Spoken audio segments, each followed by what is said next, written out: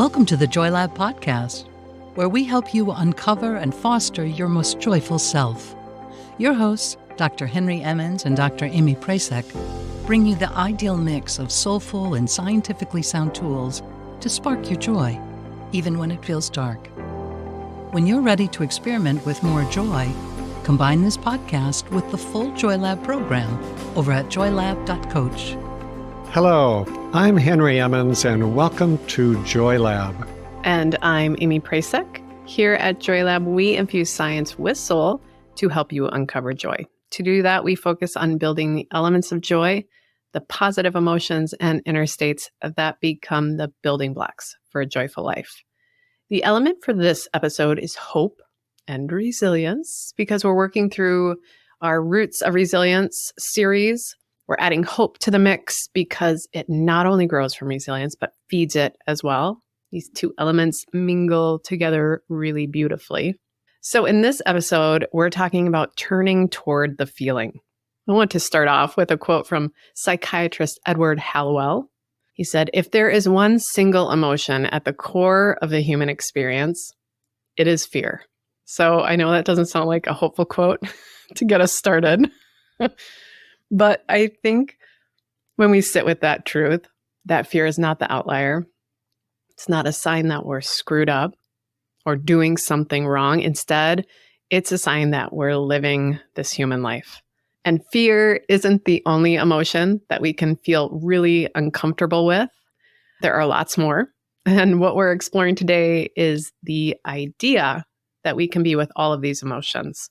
And in most cases, to roughly quote Robert Frost here, the only way out is through. That's a great reminder of how central fear can be to our lives.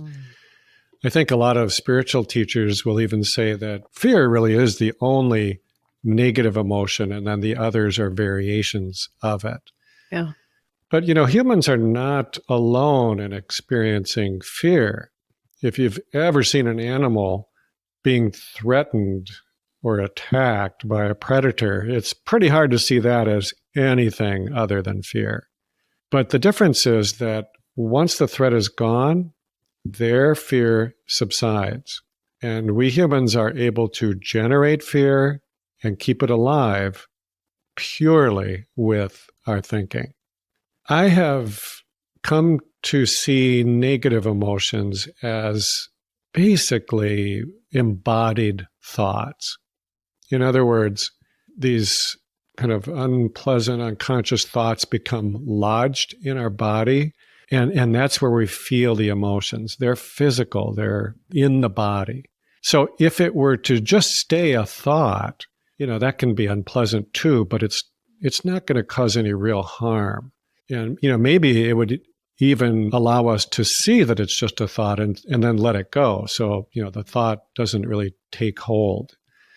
But when it does take hold of our body and it becomes an emotion, a negative emotion, then it can cause some real discomfort, emotional pain, even distress. Now, this does happen to all of us, of course. And actually, I don't think we would want it to be any other way. Sometimes, for example, when I see someone who is on medication, for depression, and if the dose is just a little too high or it's not the right medication perhaps, they'll often complain of feeling kind of flat emotionally or dull or just, void of emotions. And in the short term, that is sometimes a relief if their emotions had been super painful. But over the long term, it just leaves you feeling less alive. And that's just no good either. So unpleasant emotions are a normal, even a healthy part of life, in my view. But they're meant to come, touch us briefly, and then move on. And it's when they are too strong or they just become stagnant that they can really become troublesome. So that's why we're suggesting turning toward the feeling, facing it directly, which gives us a chance then to kind of coax the feeling to go on its way. Yeah. Like that reminder, they're normal and healthy. And we completely understand from personal experience that turning toward them isn't so easy. So let's talk about that for a moment. In light of that, I like to sort of shift my thinking around that first knee-jerk reaction of discomfort toward those feelings that arise. I like to think of them like alarm bells, those sensations. They are letting me know to take a beat and prepare myself rather than like an assault that I need to fight or reject. When we interpret those sensations in that way, I think they can then signal us to gather up our resources. The discomfort can actually remind us that we are wired to move through this, and we can train for this as we do here in Joy Lab. My husband is a firefighter, and I think of that. He runs into what a lot of people run away from, and rightly so, because they haven't trained for a fire. He has, so he's prepared. And we can do the same for those inner fires so that we can move toward them and through them without getting burned. But before we talk strategy, I want to just pause to acknowledge that even though we're wired and made to move through all of these emotions, that obstacle, that difficulty, there's a lot of social cues and cultural messaging for many of us that either brings guilt or shame for having these emotions, or there's an Instagrammy, sugar-coated image that tells us nothing bad is going to happen if you're doing life right. And we are given this messaging when we're really young. I can't tell you how mad it makes me when I come to the end of those old Disney books that my daughter likes and that I wish I had destroyed. I don't even know where they came from. Showed up in our bookshelf. I get so mad when the helpless young maiden is saved by the brave prince, and then they live happily ever after. No, I guarantee he picked up another helpless maiden a few years later. He has a stash of money in a bank across town to buy that new maiden all sorts of gifts, and finally had that first maiden sent away for witchcraft. Guaranteed. So let's be real. Life is not just happily ever afters, says my pessimistic temperament, and says my practiced optimism, as we talked about last episode. That doesn't mean it can't be joyful.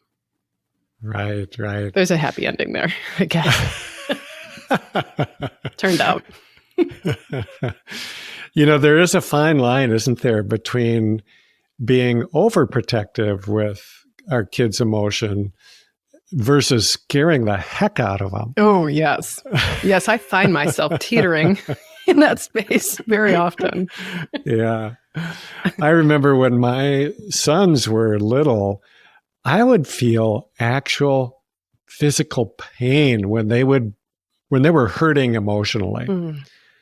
And it took me an embarrassing long time to realize that, these little day-to-day hurts that they were struggling with were actually necessary for when bigger hurts come along later in life. It's almost like we have an emotional immune system that needs to be developed. And if you live in a bubble and you don't develop that immunity, you won't have any real protection when something, really virulent comes along. Oh, I love that. Our emotional immune system. That makes a lot of sense in these times, I think. That's what we're bolstering up in this episode and every week in Joy Lab, really. I just want to read a paragraph from your book, Chemistry of Calm, one of your books, Henry, on this. It describes a process we can follow to bolster our emotional immune system and turn toward the feeling. So here it is. You can't prevent feelings from arising any more than you can stop yourself from having thoughts. But you can develop a skillful way of responding to them. You can turn your awareness toward the emotion, not so as to figure out what is going on or what to do about it, but just to have a complete experience of the emotions themselves. This allows the feeling to have their moment of life, but to move through you without getting stuck. In this way, even negative emotions can flow naturally and effortlessly. So we can break this process, just what we described there, or in your paragraph, Henry, of turning toward the feeling into 3 steps, I think. Embody, observe, and yield. But before we do those things, we have to have a feeling we're ready to turn to. And remember, we're practicing. So something that feels a bit uncomfortable and that you can drum up some of that willpower and way power we talked about 2 episodes ago. Yeah, I like what you were saying, Amy, about negative emotions as alarm bells. These minor emotional upsets that most of us experience, frankly, several times a day. And they're kind of like signals that something is wrong. Something inside of us just feels off. And so we can use these cues to step back and watch what's happening, tapping into that observing self that we talked about just in the last episode. And when we do that, we'll usually find that there was a thought that preceded the emotion. Sometimes it happens so fast you can't make that connection, but usually it's there. And I think with some practice, we can learn to change these thoughts or just to let them go. But we actually don't even have to do that. If we can just stay with the feeling, it will have its brief time in the sun, and then it'll move along. Now, so remember that we don't want to start with the big stuff, like you were saying, Amy. If we can help it, we can start with these little routine emotions that are happening all the time, feeling annoyed, feeling a little, stressed or pressured or frustrated, just something to help get us some skills so that then we'll have a fighting chance to be more skillful when something really difficult or even traumatic comes along, as it will eventually. So if you are hit with a really strong emotion and it just sweeps you away, you can still go back to those grounding strategies that we talked about a while back, episode 48. And remember that you can still go back over your emotional storm and kind of work with it and process it and learn from it so that the next time something like that comes along, you can really be more prepared for it. Yeah. Our equanimity series, you noted, episodes 48 through 52 can be really helpful here. So head back there as well, folks. Also, I'm just thinking about when my husband talks about when they have dumpster fires. I think about dumpster fire days, like when you're just having a dumpster fire day. But those are like the easy fires that they start with. You're encased in metal. Those are lots of little opportunities to practice those. So we can practice with those dumpster fire days. It's pretty safe. You're feeling those little alarm bell signals. It's like, oh, this is a dumpster fire. I'm going to focus in on that. So maybe look for those. That is a great image. Right? Love it. Yeah. Whenever I ask him if it was an easy fire or something, he's like, it was a dumpster fire. It's controlled. We can send the newbies out to handle it. So I like the practicing with dumpster fires idea. Yeah. Don't start with a commercial fire with a potato chip factory or something. Whew, anyway, I'm getting distracted. All right. Henry, let's describe those 3 steps as we might move through them in a real situation. So if you can do that, going through embody, observe, and yield. Yeah. Embody, observe, and yield. So first, I realize that this is not as neat and tidy as it sounds, not in real time, Emotions can be messy, but it is nice to have something straightforward and accessible that you can turn to just to help you work through that messiness. So step 1, which we call embody, means to tune into your body, just in a curious, observing sort of way. Where do I feel this emotion or this pain right now? That can be your first way of just turning your attention to the body. And you will almost always notice that the feeling is experienced somewhere between your neck and your groin, so in the mid part of your body. Usually it's in the chest or the belly. Now, you don't need to figure anything out here. You don't need to know where it came from, what it means, what you have to do about it. Just notice and stay with the feeling. Once you have located it, then try to observe it with more precision. So first embody, then observe. And again, try to do this as though you're just a casual spectator who's really interested in this whole thing. So what does it feel like? You can ask yourself if you want, does this feel more like a sadness or a fear of some sort or an anger or frustration? And does it get stronger or weaker as you keep observing it? What happens if you breathe into it? Again, just with curiosity, you don't have to see anything changed, but does it change when you breathe into it? Or just simply observing it? So again, you can just ask yourself a super simple question to help guide this. What is happening right now? And can I just stay with it? So the third step we call yield. And this is a paradox because it is both the easiest and the hardest of all of these stages. So yielding is hard because generally we don't want to accept this. We want to fight it.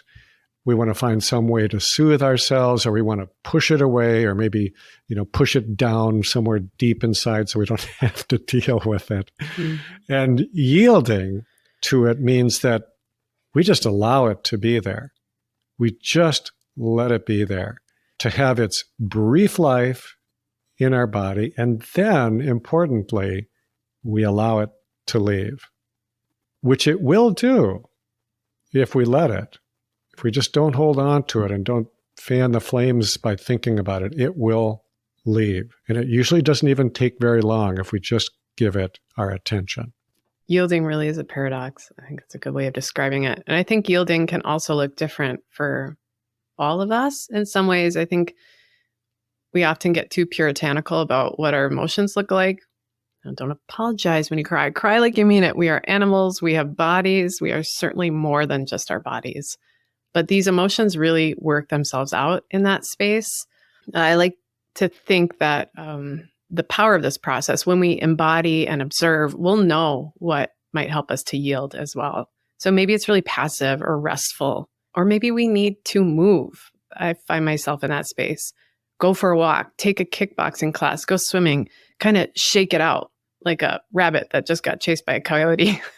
Most animals do that after a really stressful episode, like help that yielding just kind of shake off. And, the invitation there is don't doubt that wisdom that you have, that superpower of interoception. We talked about that in episode 38. Your body will guide you in safe and healthy ways to yield. We just, as you're saying, Henry, we just have to listen and then practice and practice. I think of this as being a lot like trying to make friends, trying to befriend our emotions. We're trying to just develop a normal, healthy relationship with them. Because again, they are normal and healthy. Except that sometimes they get stuck, or we get locked into these habitual patterns, where we become emotionally reactive.